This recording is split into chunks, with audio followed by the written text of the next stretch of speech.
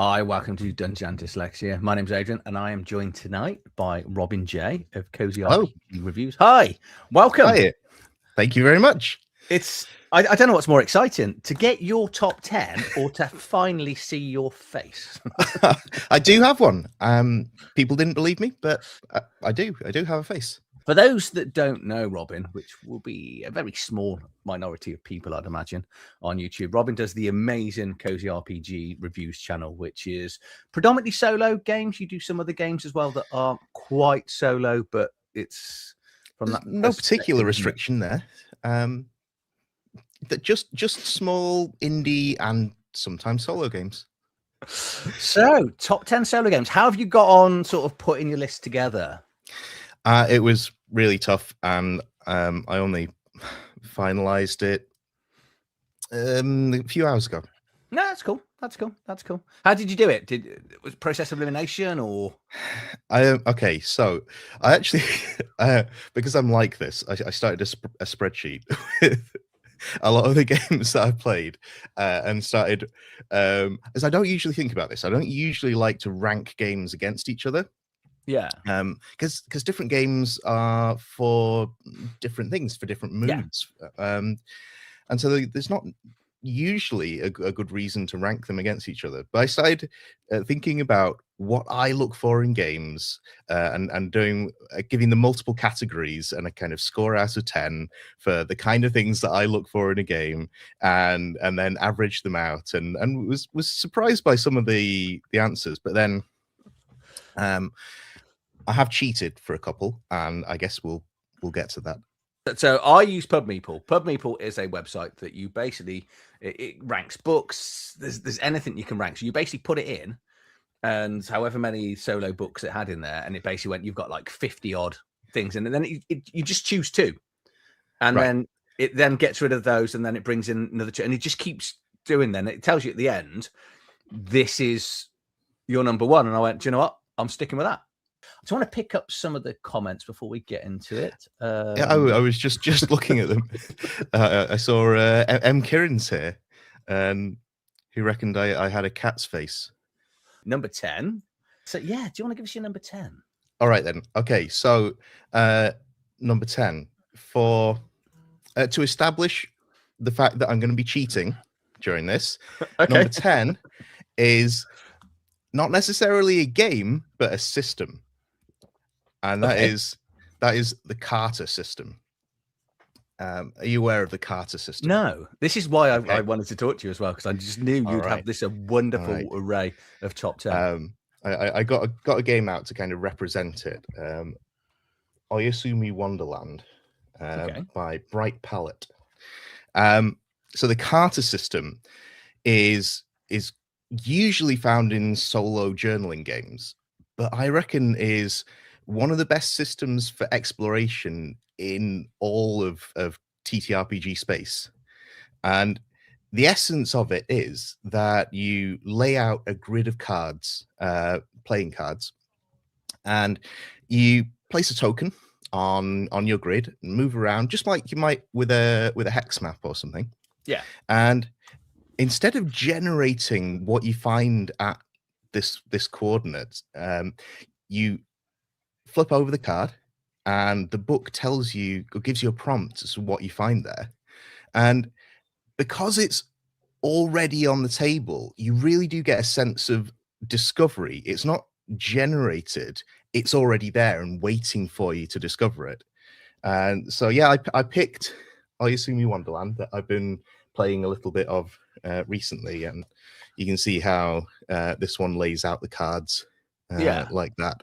The idea in this one is kind of like the Mandalorian, right? Right, yeah.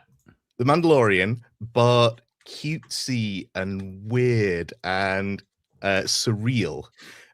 You're a kind of wanderer in the desert who finds a little android child, and you need to take them into like a citadel for some reason, and you discover these like just utterly weird things in the desert as you explore. Things like, let's see, I'll pick a random thing. Oh yeah, there's like a dream assassin that comes after you for some reason. and it becomes this story that as you upturn certain cards, like sometimes you might have an encounter with the dream assassin and things like that. It's relatively in depth for a Carter system game, I assume, Wonderland. Some of them are very, very simple. They're just a case of you might not even have stats or anything. You just flip over a card. It tells you what kind of thing you find there, and you might start journaling or something. But I really want to I want to see more of this kind of thing in multiplayer games. I played Mappa Mundi a while ago. Okay, yeah, that was at the expo last year, wasn't it? That was yes, it was. And that has a similar thing going on where you're kind of unveiling cards as you explore, and the card kind of gives you a sense of what you discover. That's the kind of thing that the card system can do really, really well, and I really like to see that in more games. So, does it come with? Has it got its own type of cards in it, or does it use a normal deck of cards? Yeah, normal deck of cards. Okay, that's cool. So it makes it cheaper and more accessible as well. Then. Yeah, it's so simple. If you look up Carter by Peach Garden, you'll find a load of games that use that system, and this is one of them. No, there's just possibly there are dozens, maybe even hundreds of these little Carter games. It's so nice, such a cool little thing that's for some reason only in this very niche solo journaling space, and I think it deserves a bit more of a look. Yeah, definitely. And I don't think anyone's going to object to your cheating, because I don't think that's cheating. I don't think that's cheating. I'm looking at my file going, have I cheated at all? I've got a couple that may be cheating. I'm not really sure. But as luck would have it, my number 10 does need cards as well. All right. Yeah. Okay. And I have reviewed this, and this is Oathbreakers 2nd edition by Alex T from Black Oath Entertainment. Yeah, well, I said Oathbreakers, Riftbreakers. You did say Oathbreakers. Why do I keep saying Oathbreakers? I don't know what Oathbreakers is. Yeah, let's say that again. Riftbreakers. This is when Alex. I was. Ooh, does that mean it's coming up? I got this. I haven't played it. I got this as an early birthday present, and I'm looking forward to trying it out. Yeah. So I'll pitch it to you now. So basically, it very much feels like 4th edition Dungeons and Dragons, where it's a mix of Warcraft. So it's very much that old MMORPG, but. So everyone's got like a kind of role, but it's a solo version. And you also have your cards, which give you all your powers. And each turn, you've got a set of, you've got a hand of cards that you use. So you're playing like hand management as well. And you can use some of the powers to play some of the cards. Oh, okay. And you get 3 different layouts as well. So depending on what you're fighting will determine the type of cards you take in. And then you can buy more cards and power-ups. It feels very, very strange to actually have this sort of card mechanic, but it's a full it's D100 roll under system, which you may see quite a lot of on my list because it is a system that I do enjoy. It does make it very easy as well, but it's also because your character appears through a rift, goes to the local town. It's got this West Marches hex crawl in it as well. It's just got so much in it. It's unbelievable that it's this like fantasy game with hand management and everything else. Hex crawl, D100 roll under, and one of the best crafting systems I've seen. I know we both reviewed Land of Eam, which that crafting system was comprehensive. Should we go with? Yeah, it was. I barely even mentioned it in my review. It's just there was so much of it. Yeah. You could spend a lot of time on that review. But it's quite a streamlined one as well. So I think it was only 3 or 4 different types of resources that you're actually finding as you're going out and building. Okay. But yeah, it really surprised me because Alex was like, "You can have it, but I don't think you're going to enjoy it." And I was like, "Yeah, it's number 10." So Well, there you go. I'm really excited for it. I came into tabletop role playing through MMO role playing right, online, yeah. and so just trying to capture that nostalgia is something I'm always striving for, and maybe Rift Breakers can do that. Should do. I wonder whether there's. No, I'll leave that, and we'll see as we go through. So, right. So we should go through to number 9. Okay, right then. My number 9 pick is something really weird. Spine, or more accurately, Siderius Plug's Immortality in 99 Endnotes. This is a really weird game, and I picked it because I really wanted an example of some of the weirdness that you can get in our little niche of solo games. Do you know anything about this? Never heard of it. Which is I'm just Wow, sitting here okay. enjoying myself. Okay. This have you ever heard of House of Leaves? No. The book. Okay.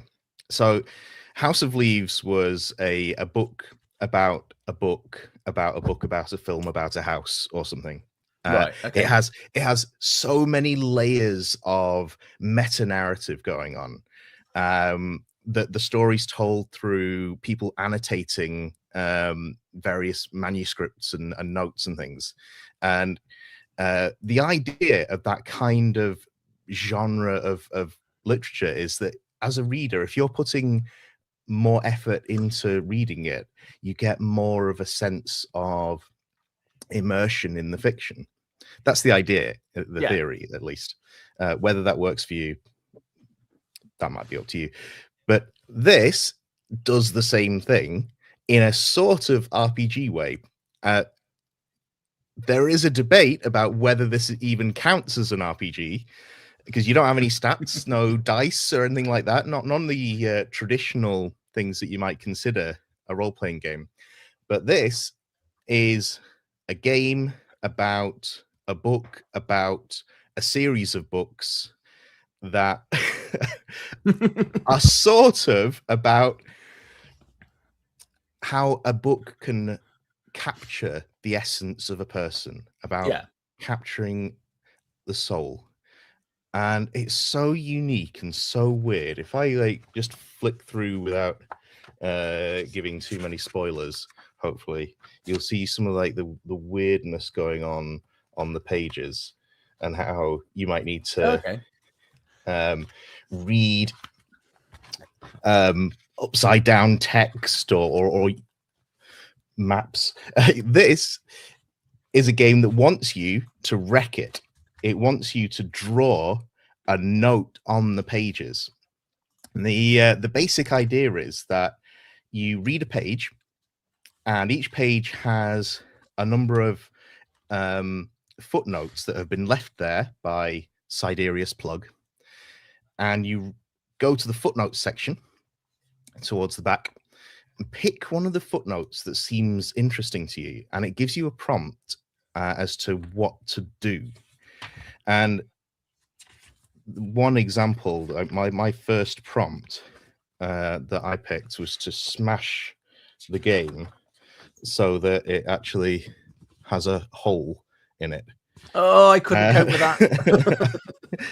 Not a fan of smashing books. No. It gets really weird. There's like an ARG element where you start researching these historical figures and reading old poems and things to try and figure out the code and figure out what's going on in this story. It's really interesting, but also something that I found weirdly relaxing, because a lot of games you need a kind of setup for. You need to sit at a table, have some dice, cards, whatever it might be, the book, the expansions, miniatures, maybe. This, you just need a pen, maybe, and I just had it lying on my coffee table, and when I was just feeling a bit lazy, instead of doing a puzzle, on my phone or something, I picked up this book and just started going through it page by page, and it was just really easy. And soon I was just absorbed and sucked into this book. It was quite a weird experience. And yeah, so that's my number 9, an example of like some of the weirdness that you can get in this scene. I think that is that about right? Because I've had 1,000-year-old vampire that I couldn't touch. I started looking at it and I couldn't bear writing in it, so I ended up selling it because I haven't played. I'll just write down at the side. I haven't played 5,000-year-old vampire. I know that I should. Yeah, it's 1,000-year-old vampire is such a influential game in the solo scene. So I do feel like I should give it a go. But yeah, that's something about solo games that you don't get with other kinds of games. That you do get this sort of ability to just pick them up and put them down at will so easily. And I think I'll be talking about that kind of thing later as we go on as well. No, cool. So my number 9, I haven't got a copy of my number 9. Oh no! I sadly only have PDFs because I couldn't afford at the time to get. Well, getting anything, you're the same. So if you've got to get stuff shipped from America, you just know that you're paying twice as much as the price of the book. And I wasn't sure I was going to buy it. And this is Starborg, which has recently come into my collection. Right. Okay. I absolutely love board games. And Starborg, as it sounds, is Star Wars, but specifically episodes 4 to 6. It doesn't seem to include anything from 1 to 3. And you can tell how old someone is by where their Star Wars is. Sure. But in there, you've got the core rule book, like a player's guide, a games master's guide, which is like Monsters and World book. And then Starborg, it's got a whole set of solo rules. Right. And the beauty of it is, you'll have played solo games where, it's got a load of Oracle tables, but it's also got loads of random tables that you can actually run if you're going to run it for other people. Okay. But we are starting to see more of, go on, like you're going to say something. Oh, I was thinking, I don't actually know. Is it designed with solo play in mind then? Yes. Yeah. So you've got the player's guide, which is, so it comes with 3 books when you buy it. Mm-hmm. So you've got the player's guide, which is all your classes, how to create a character, the rule book. The games master's guide, which is all of the Sith Lords. I can't think what they're called. It'll come to me. And a load of monsters and some world stuff. And then you've got a specific solo rule book that comes with it, which is about 24 pages, which is it's got all the Oracle tables. But really, it's like it's an addition to a games master's guide. But it's allowed me to not only play that Borg game, but to play other Borg games with the solo rules, because it's got a lot of Oracle tables in as well. So it's, if you've not played a Borg D20 roll over system, really, really rules light. You seem to have frozen on your camera. You're back. Okay. You're back. I don't know if that was me. So, should have mentioned, obviously, it's written by Latino, Kyle Latino, JP Couvert, and Perplexing Ruins. I'm aware of some of those names.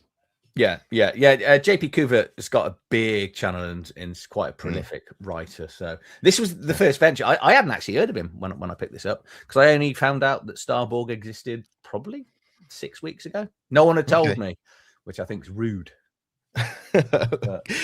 Yeah, very rude. Yeah. Okay. So do you want to do your number 8? All right. I'm going to cheat again. Good. All right. This is technically. I like your first cheat, so. All right. Okay. This is technically a game. Technically, the Mythic Game Master Emulator. Very good book. Yeah, and if you are at all in the solo scene, you've probably heard of this already. But I feel like it deserves mentioning, because the ideas in this book help you to play any game at all, no matter how it's designed. Nearly any game. There's probably a few games that you still can't play solo, but you can play nearly any game on your own, or even just without a GM with other people.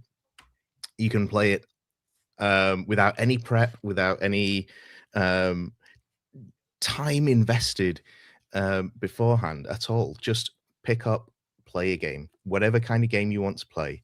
It could be just this game, or it could be what I tend or used to use it for was Fabula Ultima. And the ideas that I learned from Mythic, I actually developed my own Game Master emulator for Fabula Ultima that I used for an actual play recently. And I feel like when I was writing this list, I felt like I owe a lot to Mythic GME that I can't not mention it. Yeah. The ideas in here of how you would structure a story that generates itself as you go, purely not by pure randomness, but using your inspiration, using your ideas to construct a story without you having to prepare it beforehand. It's beautiful. It's still I think Tanner Pigeon's still writing the Mythic magazine. Not 100% sure. So there's so many interesting ideas coming out of that community all the time. I know Turk over on the Grouch Couch made a really interesting video recently about dealing with burnout if you're playing games on your own, and talks about a lot of the ideas that Tanner Pigeon had published in the Mythic magazine. I feel like, yeah, we owe so much to that game. It did start as a game on its own, not on Game Master emulator, but here we are. It's a Game Master emulator now. Yeah. I've read a few of them. That's one I haven't got. One of my best mates has got it, and he's been using it to sort of run and play through different things. So it's on my list to play. So okay, cool. Right, not cheating. Okay. My number 8 only needs 2 things, and that's 2d6. And that it's 2d6 dungeon. Okay. Well, see what I did there. Not false advertising then. That's good. No. Well, actually, you do need 3d6, so it's a little bit of a lie. There's occasion times you need it, but this is exactly what it says. It is a dungeon creator where you just play a character that is in a dungeon. You can come out of the dungeon and go into town and stuff like that to sort of get your hit points back. I'm not very successful. I've got to about 5th level. Everything you do is on 2d6. You creating the tables, the dungeons, the corridors, the rooms. There's so many random tables in here. This is just the core rule book for it. And all the monsters are done. Well, I bought the cards as well. I got a bit carried away, and they're all on cards. But some of the combat mechanic is amazing. It has. I wrote it down so I can get the exact thing that it's called. It's got a fatigue dice in it, which is brilliant. So this is where you need the extra die, because when you're rolling in the combat, as combat goes on, you're then turning up a die, and that basically you would then add to your rolls, so it's easier to hit the opponent. Also easier to hit you, because what's actually happening is as you're fighting, you're becoming tired. Makes sense. More opportunities happen, so it speeds up the combat. There's also quick combat rules in there as well.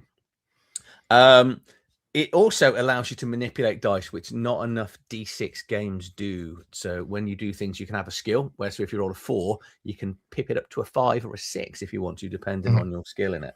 One of the only downsides I've got with this is the fact that the weapon really doesn't make a difference, which is why we're going to see a different dungeon crawler a bit higher on my list as we go into it. But it's a really good one, because there is a realms book as well. So once you then leave the dungeon, you can go out into the realms. And Toby has recently released, which I haven't got around to playing yet, a legendary one. So this will take you to level 10. The legendary one will take you from 11 till 20. Now, if your characters can't get to the legendary, like I can't because I keep dying, you has got rules to actually create you for level 11. But it's such a simple, basic system. But but it's got separate books. I would show you that you need the lever arch, the ring bound one for all the tables, because it's just got tables and tables of random rolls of rooms and monsters and creatures and things you can find and items and stuff.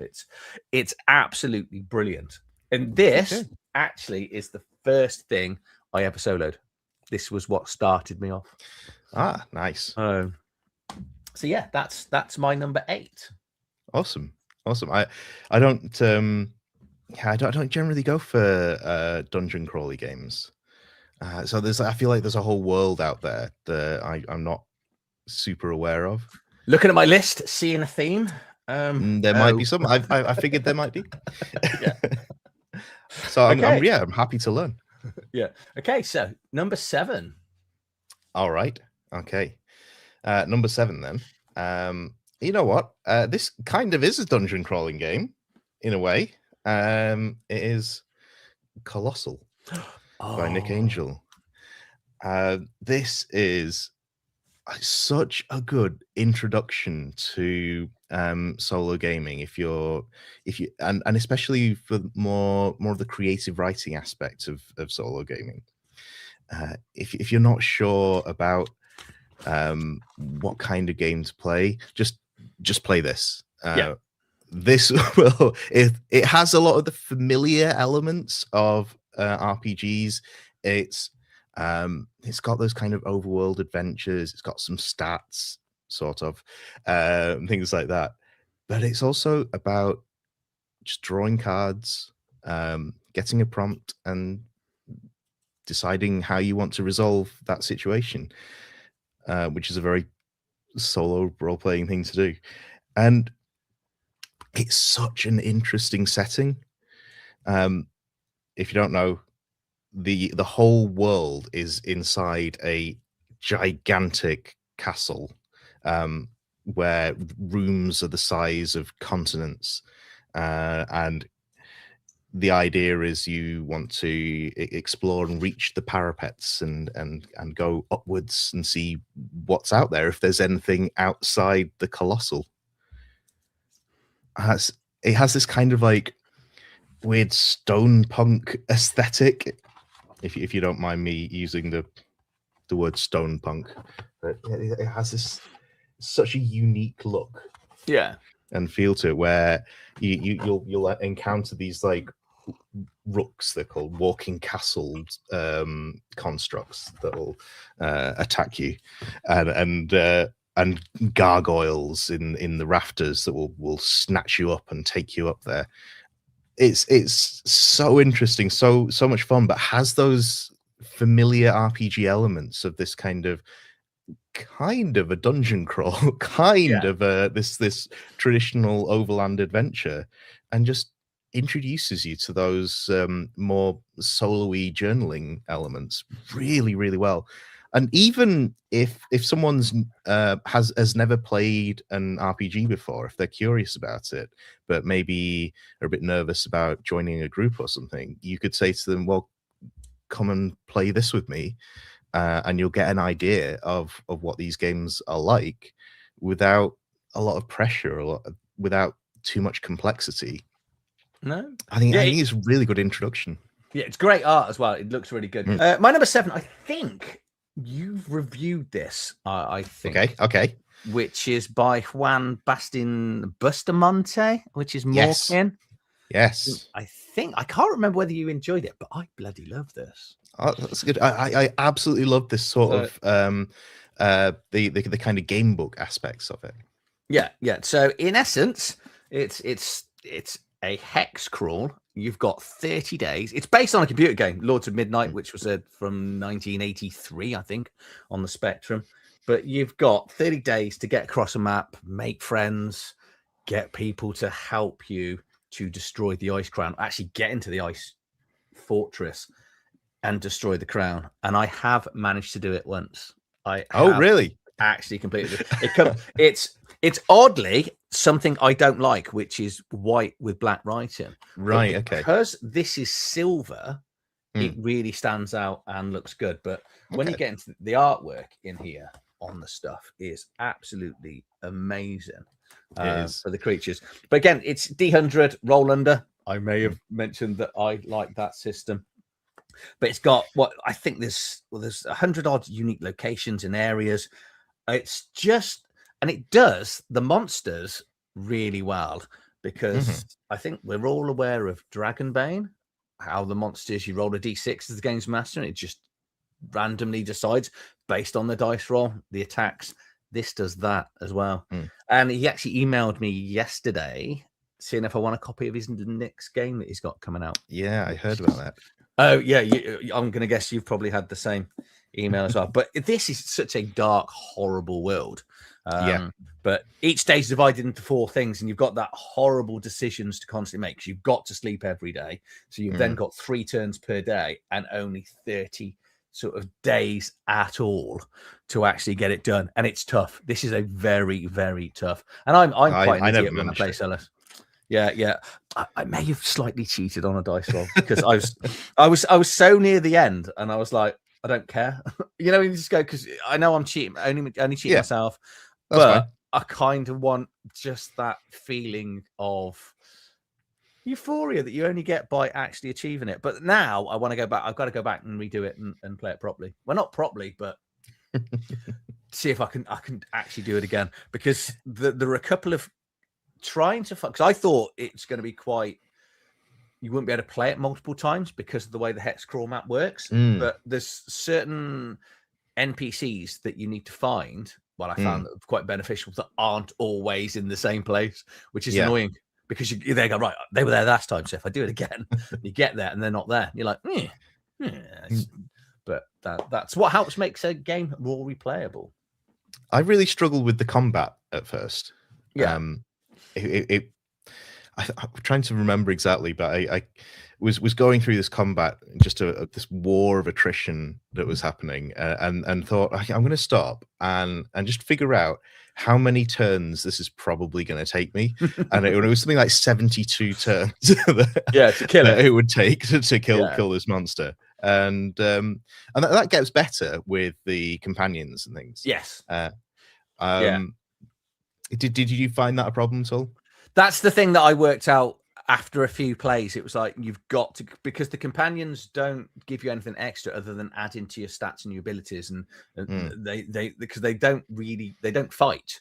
They kind of just sit there going, you just take a beating, because one of them's a slight spoiler. One of them's a dragon that you can have as a friend, and if you find him, that did change my game.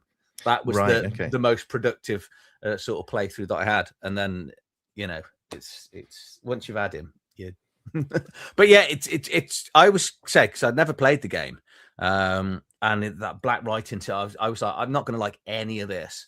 I went away for a weekend before Christmas, and I just hit this, and it hit the table, and I was just like, I had a real blast with it, to the extent that I didn't really drink or go to the pub or do anything. I was just like, I've got to beat this game.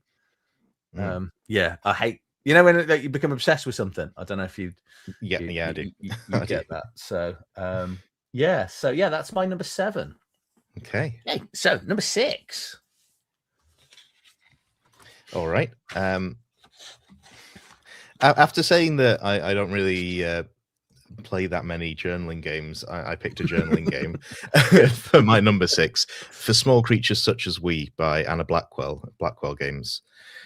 This is a Becky Chambers novel in game form, or Firefly if you like.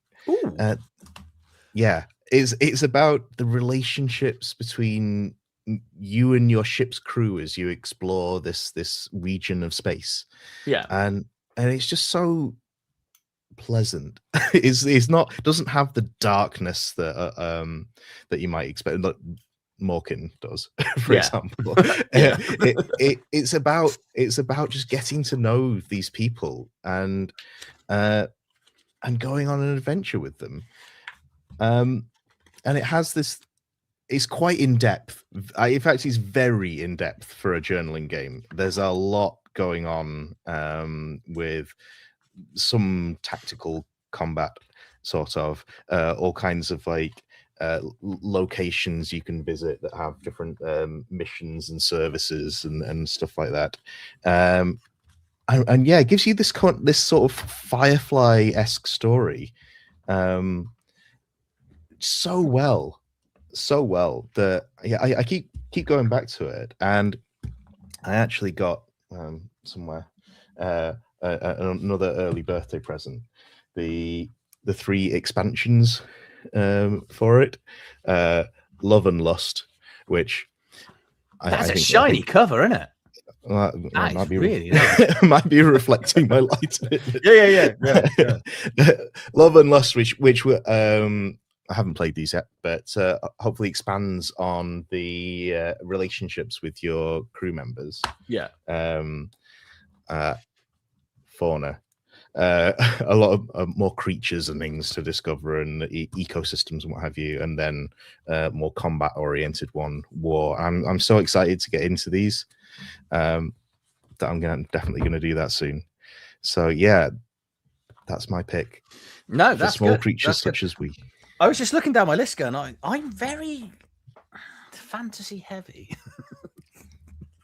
I think I'm a little bit sci-fi heavy. You are, and I'm loving this, because that's definitely the number. Your number 10 is on the list. That's now definitely on my list to look at. And my number 6 is now. I don't know whether this is cheating, because this isn't cheating, because it actually comes with it in, and this is one of my favorite fantasy games. And this is Tales of Argosa, which is utterly amazing. This is a book that, whether you want to play this game or not, everyone should own. So it's by Pickpocket Press. Steve Grozicki has written it. But it's one of the best toolkits you'll ever have if you're involved in fantasy. So in essence, it's all the stats are going to be familiar. You know, strength, dex, con. He separates out. Range combat goes on perception, which I really like. But it's roll over for attack, roll under for skills. All right. If you've got skills in it, all it does is it gives you a reroll. Twice Dead Mage is gone. He knew Tales of Argosa was coming. But it's also got mass combat rules, naval combat rules, all of this stuff you can take out and add to another game if you want to. But then you get into it, and it gives you Oracle things via cards and dice. All right. So that's how you're soloing the game. You can either solo it through the dice, which I can't find. I've had to sort out in my office, because I've been trying to sort of clear out some stuff and sell some things, and I can't find the dice anywhere. I know they're here somewhere, but I managed to find the cards. But as opposed to using standard Oracle tables, which you're probably used to, it's like, you got that Mythic book there. That's probably full of. So one of my mates has got. I've never read it, but I'm assuming that's going to be full of Oracle tables and random tables and stuff. I think it's probably mostly Oracle tables. Yeah. So we get to play with cards, which is different. So you're basically just turning over cards, and the cards will have things like inevitable. Trusted dyslexic to pick loads of long words on the top one, or aliens and different moon sections, different creatures. But it's a different way of creating that Oracle within a game. Yeah, okay. Because we're all used to just randomly rolling a D66 or a D100 or 2D10, whatever it may be. And, you're shuffling cards, and it's just really nice. Does it have the standard playing card suits and values, or is it all? Okay. No. That I probably should put that down as a downside, is the fact that you would not be able to get away. Whether Steve has got it listed up on his website, I don't know. I've never counted as well to see if this is 52, and I'm not going to do it now. But I'll put it in the video description if it is, and obviously if Steve watches this, if you know. But I don't think you'd be able to get away with not using a normal deck of cards. It's a very good question. It probably would say, but I'll just show you some of the artwork, because this is a thing of beauty, of proper, and it's proper old school. Low hit points. You don't get high hit points as you go up. You're going to die. It maxes out, I think, at level 9, if I remember. Because going beyond that is just tough. But it's like carousing rules, gambling rules, and all the creatures. It's got all the rules. So you get the standard creatures, and then you can have boss creatures like hirelings and all that. But it just makes, because especially if you're soloing and then you pick a similar creature, you can actually make it a more interesting version instead of already knowing what's coming up. Okay. But yeah, number 6, Tales of a Ghost. And if you don't want to solo this, everyone should own this. That is why it's my number 6. I love that this is our differences in personalities are coming across really clearly. I think you're holding this up. I'm really excited about this old school art style. Yeah. But I'm old. Getting excited about the friendly and chilled out games. Yeah, all my games are about killing things. Your games are about getting on with people and being nice, aren't they? Yeah. Okay, do you want to do your number 5? All right. My number 5. You know what? I've picked another journaling game here. Excellent. After having said that, I don't actually play that many journaling games. My number 5 is Ironheart. I so want this game. Yeah, I got this fairly recently and absolutely loved it. If you're not aware, it's a sort of space exploration mech game. Has a little bit of a space western feel to it, where it's really about the relationship between pilot and mech. Some people brought up Titanfall when I reviewed it. I'm not hugely familiar with the story of Titanfall, but yeah, it has those journaling elements where you're kind of getting prompts and deciding how you want to resolve them, but it also has a lot of tactical elements too, and the combat feels weirdly like a miniature war game, but without any minis or anything. It has these kind of ranged phases and melee phases and then retreat phases and things like that. And it has these something I love is just simple stat blocks and things for enemies. And just so that you can easily like pull a couple of d6s and generate something really cool. So yeah, the idea is you generate a planet that you might go and visit, a settlement there, who's in the settlement, what kind of things are there, and then see what problems they're facing and see if you and your mech can help solve those problems. And it just ends up kind of this beautiful story about you and your mech buddy going around solving people's problems. A bit like Fallout, the TV series, potentially. Sure. With a mech that's alive. yeah. I thought that's fine. See, I was gonna pick a copy of it because obviously they've just had the recent backer kit one where it's got the multiplayer version. I don't know whether there is a multiplayer version coming. And Ewan told me he didn't like the art, so I kind of just backed out of getting it. And then there was a copy. There was someone selling both on eBay, and I just missed out on it by about 50p. You know, like I like to sort of be around right at the end to snipe. Okay, I was already winning. And then someone sniped me, but I was doing something and I'd forgotten the end time. So yeah, I missed out on it. But yeah, I think Dungeon Land have got a couple of copies, but I like to try and get the PDFs at the same time, and that they haven't got it on there because obviously I do my review. You do your reviews on books. I do my reviews via a PDF. So I'd like to review it as well. Yeah. But yeah, it does look really good. My number 5. I'm not sure if my number 5 is a cheat. You know, well, it's not. It's not really cheap because it is a solo player mode of one of my top 10 favorite games. Oh, can I guess? Oh, go on then. Is it Solo Dark? Is it Solo Dark? It's not Solo Dark. This is not a fantasy game, so I'll give you that. Oh, really? Okay. Yeah, and the first version came out in the 90s. This version came out in about 2018 or 19. Is it going to be Free League something? It's not going to be Free League. It's Artaus Orient, I don't know. if that helps. So is it going to be a Cyberpunk? It is. It's the single player mode for Cyberpunk. Nice. Okay. Which I discovered this by accident about 5 months ago because I love Cyberpunk. It's nice. One of my favorite all-time games. But trying to get players together to play it is hard work, and this actually allows you. It's got all the Oracle tables to run through solo, but also as a games master, this is essential. It's absolutely essential for randomly generating heists and missions and goals. But what it does brilliantly is it means you don't automatically need like someone to actually go out and access the net and stuff. You can actually play the play you want to do, and it will convert the games or roll new ones into solo places.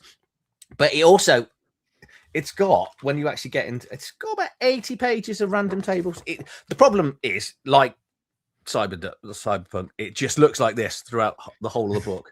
You've got the first sort of like 15 pages are all like your hints and tip, why would you solo and stuff, and then you are just into red, grains, oranges table, but it's all really, really useful tables. Yeah, okay. You know, but it teaches you how to, because if you think about the core rule book, all of the missions are there, are designed for 4 people and a relatively balanced party, so to speak. Yeah. And that's the hardest thing of all these things, is converting a 4-party down into 1, and especially when you're going to be really limited on what you do. But it does it without actually changing your character, because some games will, if you look at no, I'm not going to say that, but certain games will just, they give you an awful lot more hit points and so you become a little bit more survivable, and it kind of cheats the game a little bit, where this doesn't. But yeah, again, I'm going to say this is, if you're running Cyberpunk Red, I think this is essential for any games master. Okay, I've got both the original and Cyberpunk Red, and I've never played them either. You never played Cyberpunk 2020 either? No.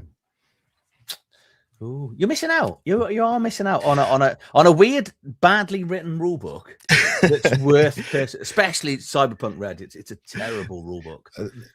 The art in 2020 is wild and just not appropriate. Right, number 4s. Oh, okay.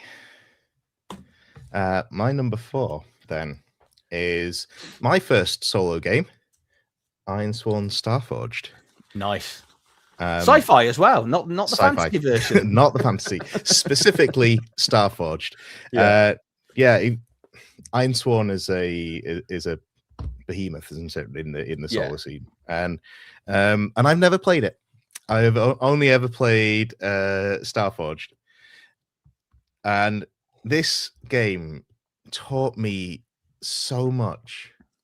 And just opened up this whole new world to me, that meant that I could play more of my games, play them whenever I like, without having to schedule. It let me play games without any prep, play multiplayer games without worrying about the how the session's going to go beforehand.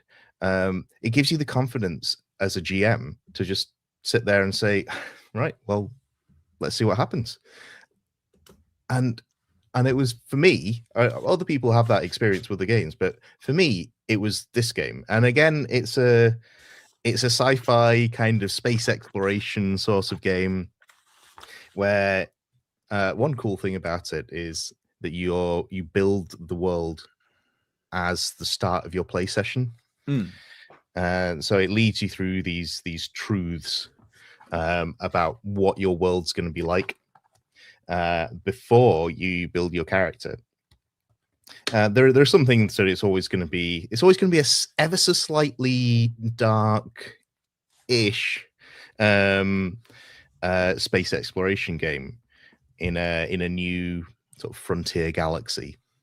But the tone of it you can set by playing that first session, building that world. And I'm really glad that we've got M. Kieran in the chat here, because I do want to mention that some of the really cool hacks and things that people have made for Ironsworn, because it's just so big, like Iron Valley by M. Kieran. Nice. This is basically Stardew Valley, but Ironsworn. I haven't played this, to be clear, but my partner loves it so much that I got her this printed version because normally, yeah, you're in here. normally, it's only available digitally. Yeah, and I find digital games a little bit tricky to read. Different people have different preferences, so I wanted a physical version. Now I am going to play this at some point. no, There's go on. Sorry. I wasn't really going to add anything more than there is such an expansive, just massive world of stuff around Ironsworn and Starforge to discover. All kinds of really fun stuff. Yeah, And I'm really. Yes, Sundered Isles is also a great supplement. I'm really ashamed to say that I hadn't actually soloed. I had Ironsworn and I had Starforged, and I read them and I sold them both without ever playing them because I wasn't soloing at the time. I had plenty of games to play, and then I got 2d6 Dungeon. I was like, maybe I can solo, and it means I can play games more nights. And I'd say that, without spoiling anything that's coming up in the next 4, it's not on my list because I've never played them. But again, that's something that I now need to go back and pick up. And I think, as everyone will agree, I need to get Starforged because I've got more than enough fantasy. Because my number 4 is another fantasy. It's a slightly updated version of Ironsworn as well. Yeah, because it's 2d6, isn't it? You roll the 2d6, you add 1 and take 1 off. You roll 1d6. 1d6, yeah, and 2d10s. That was it. Yeah, that was it. Yeah. Okay, go on. Your number 4. Yeah, my number 4. It's fantasy, but you are a criminal and you're being punished, and you're going to go and live under the sea. It's the game that stopped me playing 2d6 Dungeon anymore, and that is Cernethalus. Which you're not going to like this because this is it's just dungeons. It's not. It is just dungeons, and actually in the core rule book by itself, you can't actually get out. There is no way of escaping other than death. Which was a conversation I had with Alex when I sat down with the interview. I was, can you actually get out? And he went, no, you ain't. But there are supplements that come out.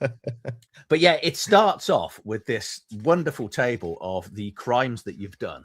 And I'm not going to read them out. I've done a full review of this. And it can be, you can be innocent if you want, but you are wandering around predominantly in the dark, trying to sort of manage your resources that you're going to have to find to dig out. Oh, Alex is here. Oh, there he is. Oh, hello.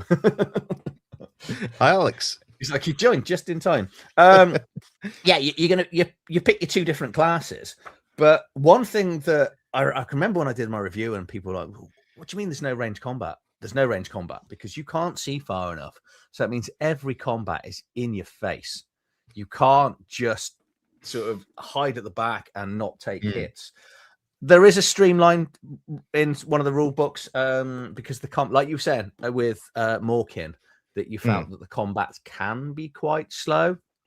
So the core rules is written, there is an opposed roll, but there's supplements out, and there's a very easy way of just sort of streamlining the way the combat actually works to keep it going. But it is very tense. And one thing it does brilliantly is each section of the dungeon that you go into will have an overseer. Now, the overseer then will have a special ability or power that will affect all the other creatures in that area. Right, okay. So it makes it, again, very different because every time you play it, you're going to randomly roll and a different overseer can appear in whatever section that you've created. But you're randomly creating, it's not mapped out. And but there's also, it sounds like there shouldn't be a plot and a story, but there are areas that you go and discover and time goes on to actually find out what was going on below and above the ground as you go on. So yeah, it's as much as I say it's fantasy, it's very sort of low fantasy. There's a little bit of magic in there, there's a variety of magic classes and stuff, but now I'm wondering if you've got any sci-fi Black Oath games in your top 3. Well, I don't think I actually haven't covered yet one of the sci-fi ones because you've got the salvage and thing. There's a yeah. I've got it. There's Across 1,000 Dead Worlds. Yeah. That's down there to read. I've got that as well to read. Ruthless Heavens, Boundless Fate. Yeah, that's the D20 one, I think. I don't even remember, to be honest. I think that's the. Oh, and I should say, yeah, Kernethelus. Actually, this is another D100 roll under system. Okay. The ongoing theme of D20 roll under. Actually, my top 3. Ooh. No. That is my final D20 D100 roll under game. Oh, really? Okay. Yeah. In my top. So have you read Kernethelus yet? Then? No, I haven't. No. It's not really your theme, though, is it? No. Dungeon crawling. No, I'm not kind of my thing usually. It's not a dungeon; it's a tomb. Oh, okay. so is that cheerier for you? Maybe. Well, I will say I have a really strong feeling of shame coming on at the moment, especially with Alex here, that I haven't actually played any Black Oath games yet, despite having quite a few of them. Despite reading a couple of them, I haven't actually played them yet. You'll get to them, I'm sure. I'm sure I will. You will. Okay, do you want to do your number 3? All right then. My number 3 is something I reviewed quite recently, but actually tried over a year ago the first time, and that is Why We Fight. I watched this the other day. This is your recent review, isn't it? Yes. So yeah, this is not going to be for everyone. This is a very near future post-apocalyptic game that is not about survival. It's about building communities and fighting against the people who want to take charge in that post-apocalyptic future. Basically, you are solar punk, eco-punky anarchists fighting fascists in the very near future. And some of the stuff in here is so much up my alley. This idea of community building, about relationships, the creating a character is just so simple. Actually, you create 4 characters and you run with a crew of 4. And we were saying before how that can be quite difficult to design for. Yeah. Oh, as my camera just dropped. Your camera's just died, yeah. Oh, brilliant. That's helpful. I'll see if I can get it back. Give me a little bit of time while I'll attempt to talk more about Why We Fight while I do that. But yeah, it has these really interesting tactical things going on, like loads of conditions and actions you can do in combat, while actually being quite a simple, almost basically a powered by the apocalypse sort of system. And it merges those two things really, really well. I am attempting to get my camera, and I apologize for any dead air there. That's all right. These things happen. Right, I'll do my number 3 then, I think, as we're going through. So you actually guessed this from my number 5. So my number 3, obviously, I think everyone's probably expecting this off my channel, is Shadow Dark, or the Solo Dark rules. Only number 3. But specifically, there is a new book that I recently reviewed as well. That's expanded rules by Philip Reed, which will actually add a lot of other stuff. But if you just want a campaign setting to run through Solo, and there are, when did I write this down? Because there's a couple of really good playthroughs on the internet of this. Brad Umbestrom and Seeker's Hollow have all done playthrough of Chubby Funster's Terror Invictus, which is an absolutely amazing Solo campaign hex crawl dream. It's got over 300 sort of named locations. But what it does is, I think you've got 4 different starting places, which you can easily identify by flicking the balls. And it basically shows here the different locations. So the different colors are the starting locations. Hello Dark rules are free for PDF, by the way, if you want to get hold of those. But each location that you go to will have things like this. So it's got icons and it tells you exactly what's going on, like different weather, rumors, and everything else, the cost to stay in different places, some random encounter tables that will then link to other hex crawl maps. So it will tell you to go off. Here's one of the cities, for an example, and this is all of the adventure opportunities and the weather and the NPCs and all that are around the cities. It's a really good campaign setting just to play normally. But what Greg has done is he's just built it in to be a wonderful solo playthrough. I've had absolute hours of fun with this. And this builds, like we were saying about Morkin, when you're building across the hex crawl to get across the map, this is different because some of the areas, obviously, there's a lot of random locations coming in, but there are some big badass creatures in here that you don't really want to stumble across. And as you get towards the back, it has got its own beastry as well, and some unique monsters like deep lords. And do you know what? I'm going to spoil it. There are 4 massive dragons in here because and there's a whole section of villains which are big, tough bosses for you to go and find at some stage. It's so easy to run just based on all the icons that are on all of the pages, on all the stuff. It's absolutely amazing. So I think awesome. Chubby's done a couple of things on his channel as well for it. So yeah, my number 3, Shadow Dark, very easy to run. Say the solo dark rules are free.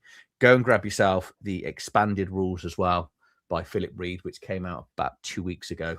But if you want just a campaign setting, get this. Top 2. Okay. Top 2. The big ones. Yes.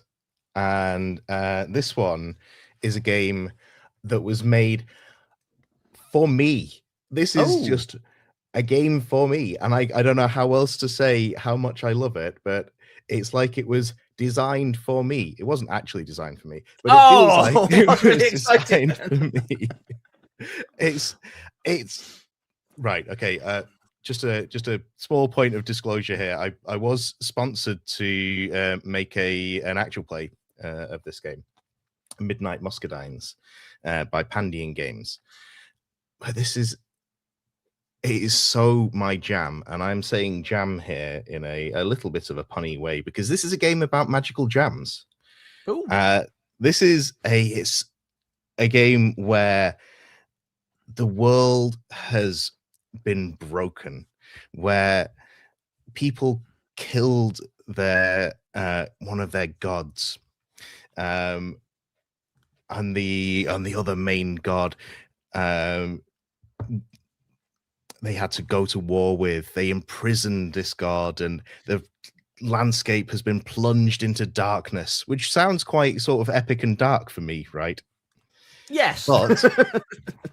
But I actually love epic stuff like that. I actually love it. I love how there's this sort of ecological element of the world being plunged into darkness and people trying to survive using the fragments of the sun that they managed to claim off this god that they imprisoned.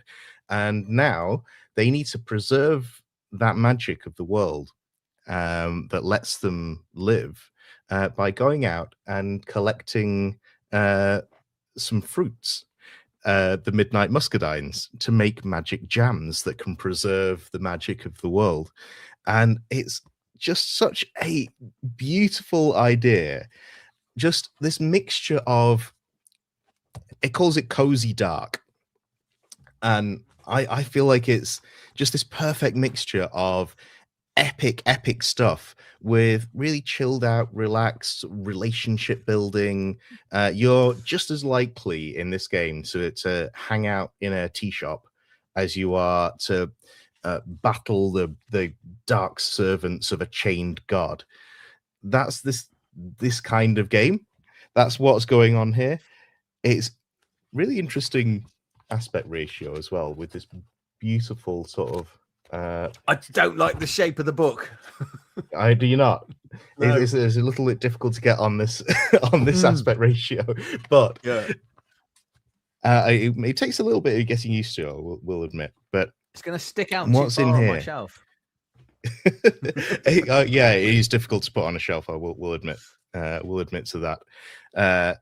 And yes, yeah, it is very much about preserving the magic of the world in this sort of very whimsical but also epic way that I love so much. It has this really fluid, very story game magic system where you collect these ingredients to add to your jam, and each ingredient does a different thing, and you just add these ingredients together and decide, well, what aspects of these ingredients are going to be in my spell, and you can create all kinds of weird, interesting spells from that.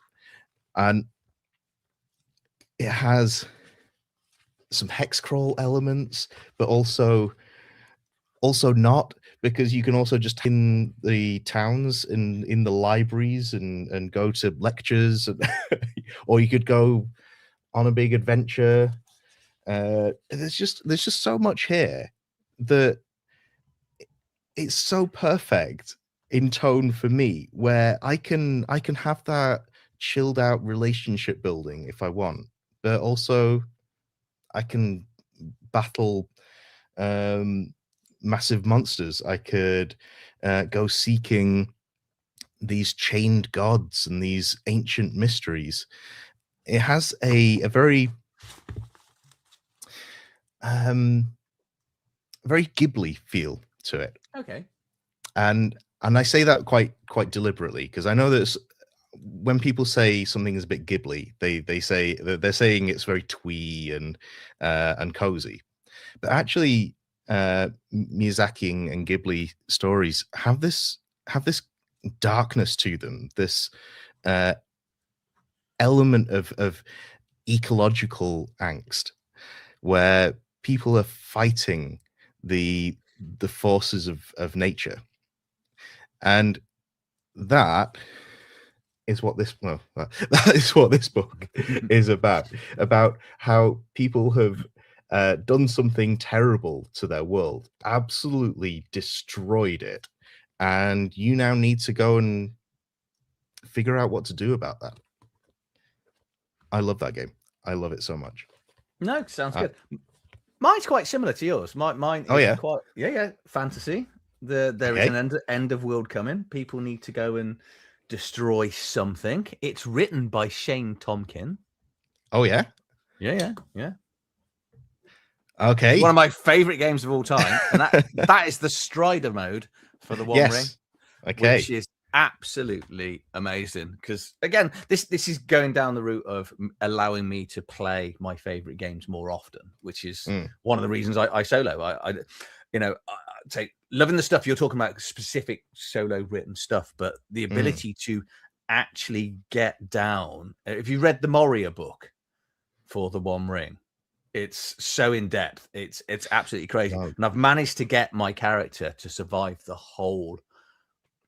Because what you're doing with the Strider mode is it doesn't really change your character. It doesn't make you like this godlike ranger or whatever. You're going to start off, you're going to pick your patron, and then they're going to give you their first little quest, and you've got a random table that's going to take you out. The only one good thing it does is, because the One Ring's D12 in essence. And then you've got a few D6s and you're trying to get over a certain amount for a dice pool. What the Strider mode does is it reduces the difficulty effectively by 2. So it does allow you to pass skill checks slightly easier. But to actually go and discover and play in one of my favorite worlds without having to rely on other people to play it when I want to play it is the essence of role-playing for me, and of solo role-playing. Because you look behind me and over everyone's shoulders and stuff, and we've just got bookshelves of things that we can never play. We've got no access to unless your group want to hang around with you. And the only thing I haven't got is I haven't got a physical copy of the Strider mode because it's on my iPad. And is there a physical version? I it came out with the original Kickstarter for the One Ring. Oh right, okay. So if you backed it originally, because Free League always give a few things out, but you can do it, and then we can go on like Lulu and stuff like that. Because even on Drive-Thru-RPG you can't get the physical copy. Okay, Chris's bait. I was just looking at trying to read this. You know, it's like you're the same. So you get distracted with comments. Yeah, you're gonna have to come around my house to play. So yeah, but yeah, it's so absolutely love it. It's the same as you. You know, they're not creating jam. They're just trying to destroy a ring. But it's set in Sure. Yeah. well, kind of, because it's done really well, because it's actually set in between the Battle of the Five Armies. It's like 20 years after the Battle of the Five Armies and 20 years before the ring is discovered. You know, Frodo discovers he's got the ring. And then, so it's got this, because one thing that I always hate, like if you play a Star Wars game, you're always thinking, you know, where are you going to set it? Because it's in that 20 years where no one really knows what's going on. You know, the necromancer's coming. You know, the darkness is coming. But it's, and all the source books are actually following the film, which is really interesting. They're actually following the path as they release them I see. across. So yeah, it just allows you to sort of emulate playing Lord of the Rings, which is one of the greatest stories of all times, in my opinion. And yeah, and I can play it because, you know, not everyone loves that system. I got the One Ring as a gift for a friend of mine, a Christmas gift. This Christmas, actually, last one. There's no way that they're going to play it. I just thought they'll like that book. and I sort of wrote a note for them. If you want to play it, go and get Strider mode. Because that's how you play games. That's how you play more games. And if there's any takeaway from this video, if you learn to play solo, you can play more games. That's really one of the reasons that I do it. Okay, let's just clarify. The source books are following the books as well as the ring, if that the films, if that makes sense. It's pretty much the same story, other than Peter Jackson changed a few things, which we don't. Let's not get into that debate on this video. But yeah, like I said, you know, that is, after playing 2D6 Dungeon, that's why I ended up solo playing, because it allows me to. But also, I won't review anything I haven't played.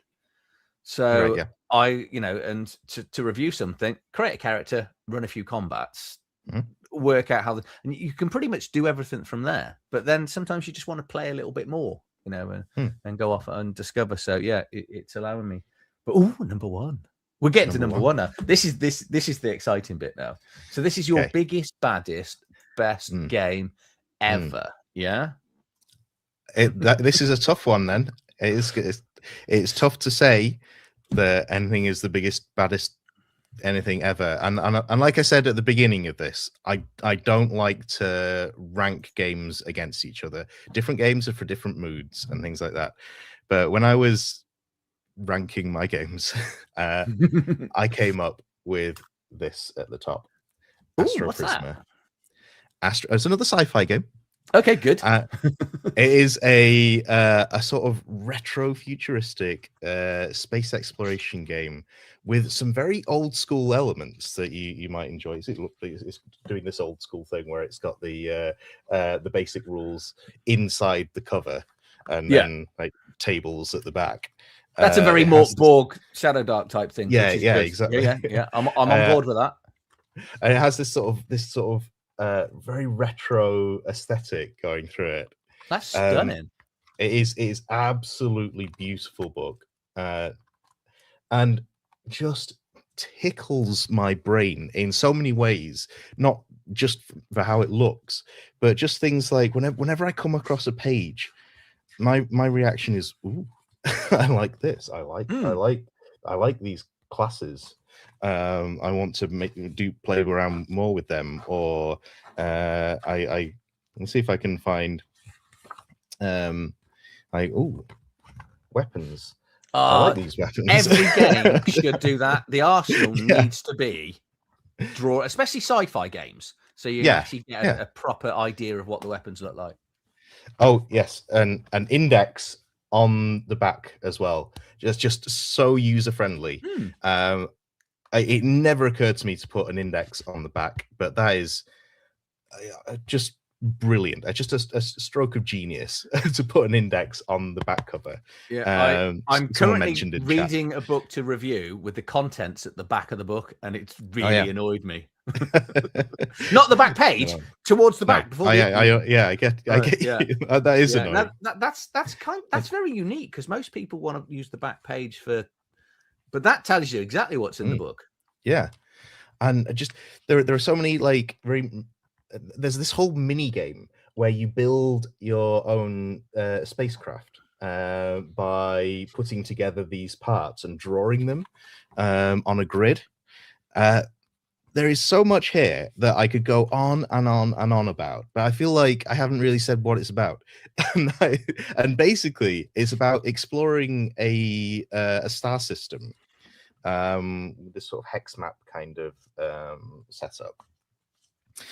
So you're doing a bit of a hex crawl, generating stuff as you're going, and what you're doing as you go is basically encountering various different factions and getting involved in their stories, joining a faction, fighting against the other factions, and you're also recruiting crew members.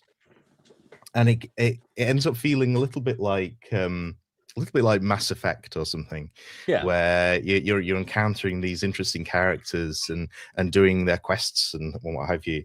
And something that this game made me think about more than anything is how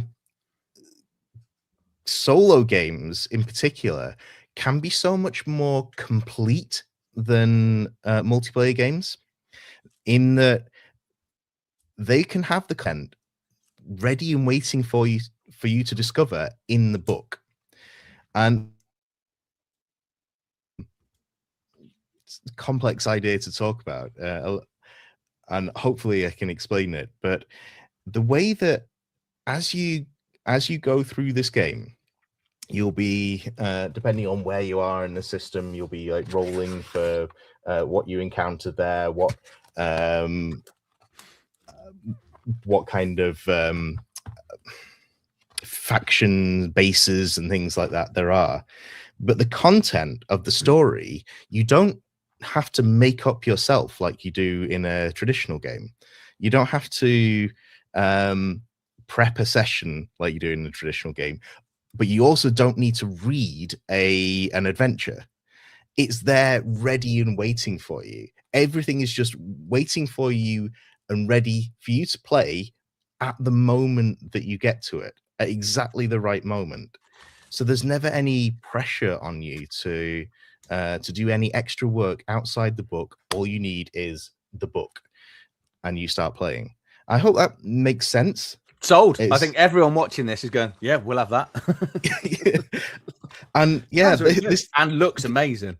It does look amazing. I absolutely love every single page. I think the designer, Crescent Chimera, was a graphic designer by trade before, and it really does come across. Just every single page is just so well designed.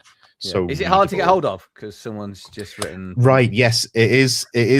It at the moment. It's not actually out yet. Oh, right. That doesn't count. So start again. I feel like I should mention that it's not out yet, but it's so close to being out.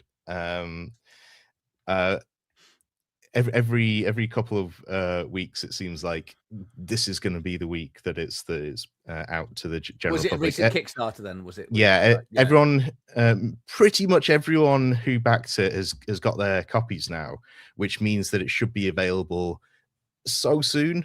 Yeah, I can't say I'm not affiliated. If you just put your address in the comments here. No, this is mine. I love this game, and yeah, I was maybe a little surprised to find that this is my favorite ever solo game, but it has everything. It has the adventures, the stories. It has the connections with your crew and things like that, and the factions as you go through, and it has the mechanics that tickle my brain. Things like what cyber gear to install, or what spells to equip, and things like that. What mods to put on your weapon. Just everything. It just has everything, and it's all there waiting for you. And that I just absolutely love that. Astro Prisma. Just an incredible game. I feel like you're going to really dislike my number one. Oh, is it dark and dungeon crawly? There's an extra bit of that. There's a huge element of trying to survive. Okay.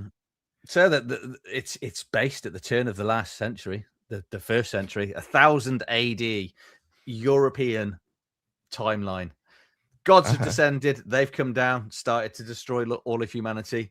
All the demons and devils have come up from the world to start the second crusade against all of humanity. You are just a person trying to survive, and then you're building out your own town and your village and fleshing it out. And that is Choir of Flesh by Black Oath Games. Alex, right. You will not like this. This is not cozy in any aspect whatsoever. It's mostly going to feel very familiar to people because it's D20 rollover, so like Dex Con. I think the one difference, you've got presence instead of charisma in there. But you've got merits and flaws. Well, feats and drawbacks, which I always like. That's the throwback from the sort of 90s game. And you build out your character, and there's this wonderful thing where you can try and pray to the gods to try and do something, and they will give you power and ability, but then they may change the way your legs look or something along those lines. But the main reason I really love it is because I didn't realize how much I enjoy building a village into a town as well as running a character. And to me, Alex is in the comments actually, and I don't know whether he's had this feedback, but death is part of the game. But because you're creating a village and a town alongside it, the village becomes the main character, because as soon as your character dies, you just promote someone else from the village and carry on with this perpetual world. So most games, when your character dies, the game dies, unless you've got a multiple crew and you're popping someone in.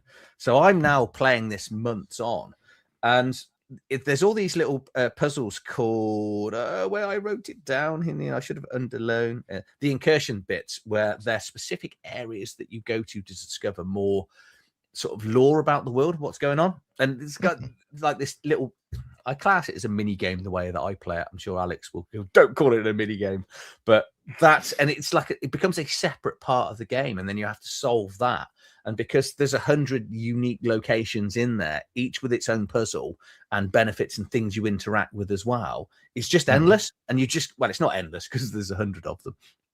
So he will run out eventually, but obviously the first expansion's already out for it. And the way Alex writes things, I'm sure there's going to be more. But I love that, the Crusader times frames. It's there. It's that Central European thing. I'm annoyingly, one thing that really annoyed me with this is I'm actually working on a Shadow Dark book that's sort of end of days, where the angels and the devils are fighting on the world. And as soon as I picked this up, I stopped writing it, because it's exactly what I was creating, and it's kind of really annoyed me. Well, it hasn't annoyed me because it saved me writing a lot of things. But it's that, I've got my main Vampire the Masquerade I love, and the Dark Ages world. Okay, it's another 100, 200 years on for the full Dark Ages, but that time in Europe is such an interesting place for me. Then obviously all the angels and the devils fighting, but it's if it didn't have the creating your village and your town up and still going out to get, because there's also then the management phase and things, you get special events that happen in your town, so you're just getting on top of your resources, and then the mayor can suddenly decide something really annoying, or some random raiders are going to come in and steal all your wood. It's just it's not cozy in any way, shape, or form. It's a game of just trying to survive, trying to make the village survive, and then when you're dead, someone else just goes, "Yeah, Jeff's dead. Steve's going to go out adventuring to go out and get out." And it just I just like that ever-present world that it manages to create.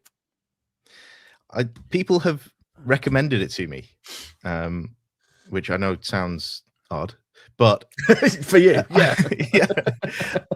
I'm not limited to cozy games, and I will absolutely look for all kinds of different experiences. I feel like there are so many Black Oath games, Alex. I don't know how you do it. There are so many of them, and I will find one that will really gel with me. I'm hoping it's going to be Rift Breakers. I'm really looking forward to that. I think you'll like Rift Breakers. Rift Breakers does some really good stuff. Robin, it's been amazing meeting you. Thank you for coming on, and it really has. Top 10. Thank you so much for having me. You've kind of upset my bank account now, though. Oh, well, sorry. There's a few things I want to buy, and there's one that I can't buy. So that's saved me a little bit of money. Can't buy yet. It's coming so soon. I'm sure. Thank you everyone for coming and watching. Yeah. Thanks everyone.